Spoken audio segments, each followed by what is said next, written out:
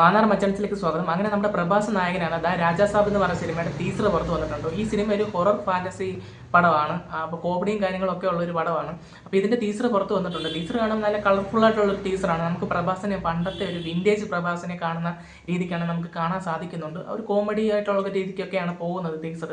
പക്ഷേ ഈ സിനിമ ഈ ഒരു ടീസർ കണ്ടപ്പോൾ എനിക്ക് ഫീൽ ചെയ്തതെന്ന് വെച്ച് കഴിഞ്ഞാൽ ഇതിന്റെ ആ ഒരു പേടിപ്പിക്കുന്ന വശങ്ങളൊക്കെ ഉണ്ട്. പ്രേതങ്ങളെ കാണിക്കുന്നതൊക്കെ അതെനിക്ക് ഭയങ്കരമായിട്ടൊരു ഫീല് തോന്നിയില്ല. ഒരു പേടിയായിട്ടുള്ള ഒരു ഫീൽ തോന്നിയില്ല.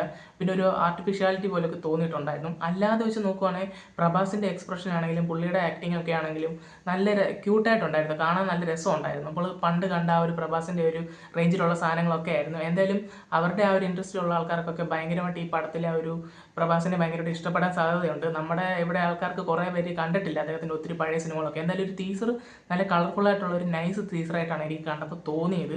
പക്ഷേ ഈ സിനിമ എത്രത്തോളം നല്ലതായിരിക്കും നമുക്ക് പറയാൻ പറ്റത്തില്ല. ഒരു ടീസർ കണ്ടിട്ട് ഒരു സിനിമ വിലയിരുത്താൻ പറ്റത്തില്ല. എങ്കിലും ഈ സിനിമ നല്ലൊരു സിനിമ ആകട്ടെ. ഒരു ഹൊറർ കോമഡിയൊക്കെ ഇനിയും വരണം, ഒത്തിരി വരണം. അപ്പോൾ ഇതുപോലുള്ള സിനിമകളൊക്കെ നല്ല സിനിമയായിട്ട് വിജയിച്ചോടിയാലേ ഇനിയുള്ള സിനിമകളൊക്കെ ഇങ്ങനെ വലിയ വലിയ പടങ്ങൾ വരത്തുള്ളൂ. എന്തായാലും ഇത് വലിയൊരു ബഡ്ജറ്റ് വരുന്നൊരു സിനിമയാണ്. എന്തായാലും ഈ ഒരു സിനിമയിൽ നമ്മുടെ പ്രഭാസ് ഡബിൾ റോളിലാണ് വരുന്നത്. മുത്തച്ഛനും കൊച്ചുമോനും അങ്ങനത്തെ ഒരു സംഭവം തോന്നുന്നു കണ്ടിട്ട്.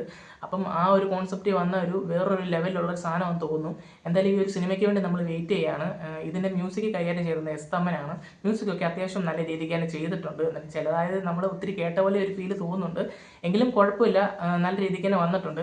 എന്തായാലും ഈ സിനിമ ഡിസംബർ 5-നാണ് പുറത്തിറങ്ങുന്നത്. എന്തായാലും നമ്മൾ ഈ സിനിമ കണ്ടിട്ട് ഇതിൻ്റെ റിവ്യൂ ചെയ്യുന്നതായിരിക്കും. നിങ്ങൾക്ക് ഈ വീഡിയോ ഇഷ്ടപ്പെട്ടെങ്കിൽ ലൈക്ക് ചെയ്യുക, ഷെയർ ചെയ്യുക, സബ്സ്ക്രൈബ് ചെയ്യുക.